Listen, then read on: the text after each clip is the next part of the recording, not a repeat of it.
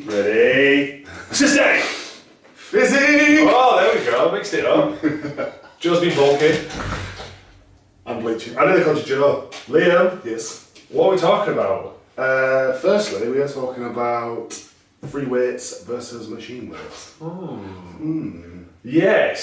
So, obviously the difference is being free weights being barbells and dumbbells, and then machines being fixed, like the chest press, not so much the lat pull down, not so much cable machines, but actually kind of like fixed machines, so fixed row, leg extension, stuff like that. Yes, single movement machines.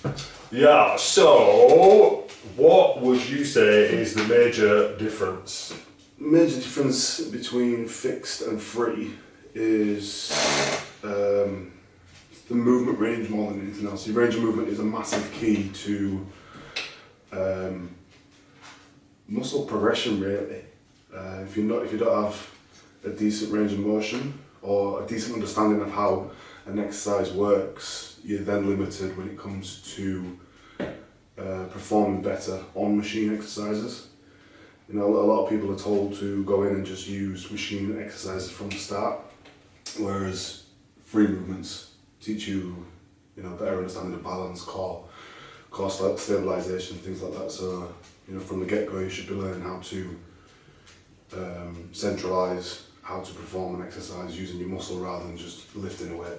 That's, I think, cause machines. So generally, when you go to a commercial gym, they are full of machines, Yeah. and that is because it's really hard to hurt yourself on them. Yeah. They're kind of idiot-proof. So if you've got a chest press machine, no offense, you can't really do anything wrong.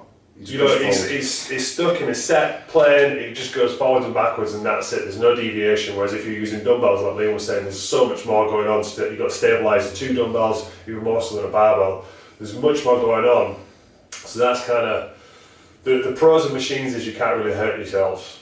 The cons is, again, you're locked into a certain movement, and if that movement doesn't, work for your levers, like for me, I've got really long arms. So it might work better for someone who's got shorter arms than me. I'm not going to get in an ideal position, whereas if I'm using dumbbells, then I'll work on things. But then obviously the cons are dumbbells take more kind of skill.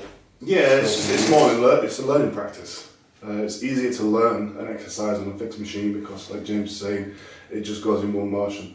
So chest press, you're going backwards and forwards. All you've got to do is change the weight and push, that's all.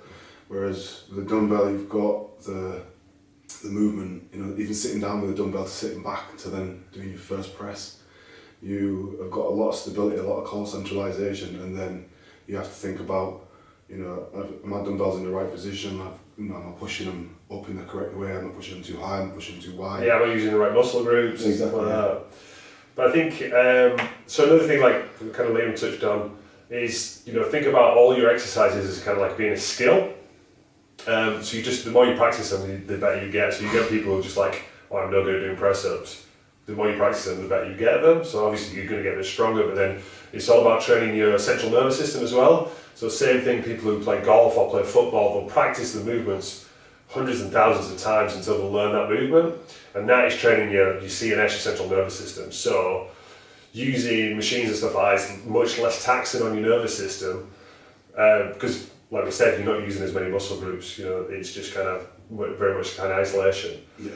So again, you get ladies who are kind of afraid of lifting free weights because they don't want to get too big, so then they'll stick to machines. But machines were made by bodybuilders to isolate the muscle groups to get bigger. So. Exactly. Yeah. It's where you fix machines. They're like James was saying, they were designed to isolate the muscle groups, so it makes it more specific. So therefore, the muscle can be, developed in a much more effective manner.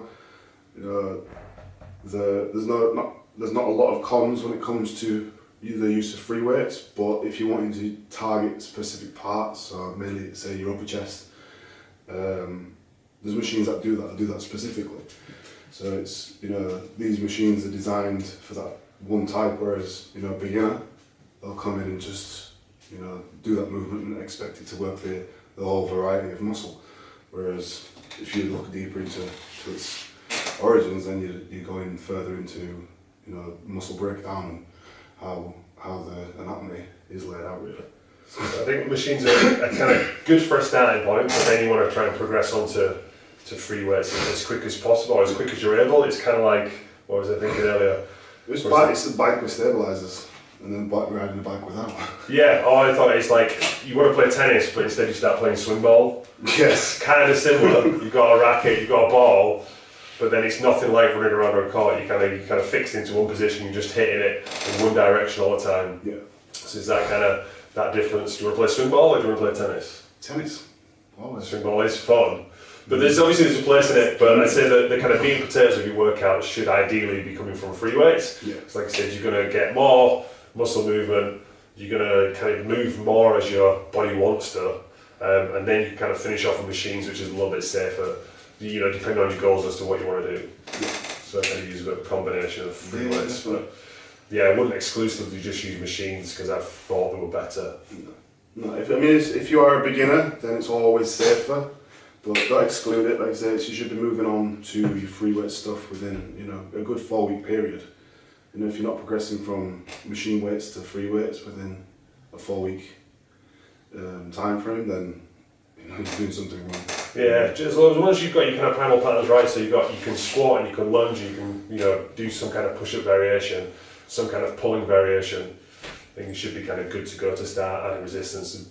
One issue I have is you see sometimes with PTs as well, a lot of people who can't do squats and they'll try and start loading and start putting under resistance when they can't perform a normal squat. So. It's not. That's the huge difference between free weights and fixed weights is, you don't have to have the best of form, the best of techniques. And moving on to your free weights, it teaches you the importance of technique, the importance of control, tempo, and actually controlling the weight rather than it being something, like we said before, just loading the weight up and pushing. It's not a point of that. If you've got control of it, then it becomes much more effective. What's the point doing an exercise if it's only 60% effective, where you can use free weights and they become 90% effective, depending on how they performed.